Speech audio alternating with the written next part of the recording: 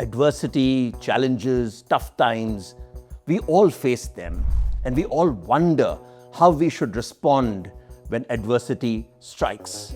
Maybe there's some advice for us all here.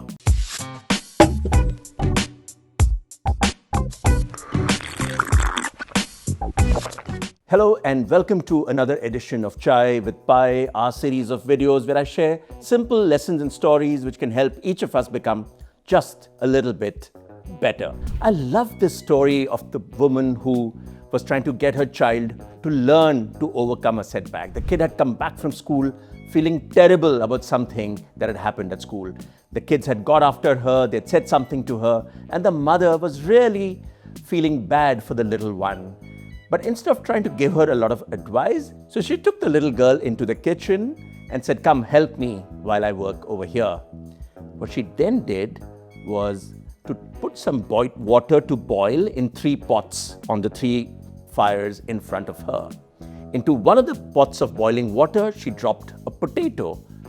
Into the other, she put in an egg. And into the third one, she put some coffee beans. And of course, after a while, after the water had boiled, the potato had gone soft, the egg, of course, had become a boiled egg, and the coffee beans had turned that water into what smelled like pretty good coffee. She then called the little girl to her and said, "Tell me, what do you see here?" And the girl looked and said, I see a boiled potato, and I see a boiled egg, and I also see some coffee." She says, "Yeah, but that's not all. Do you remember how the potato was before it went in? It was really hard and strong. But look what's happened. It got into the hot water and it's gone all soft." And then she said, "Look at the egg. The egg was this fragile thing which if we had dropped, it might have snapped, broken. And now that egg has become a nice, hard boiled egg." And then she turned to the coffee and said, "Look here. Those were just beans that got into the boiling water, but they've now transformed that water into coffee."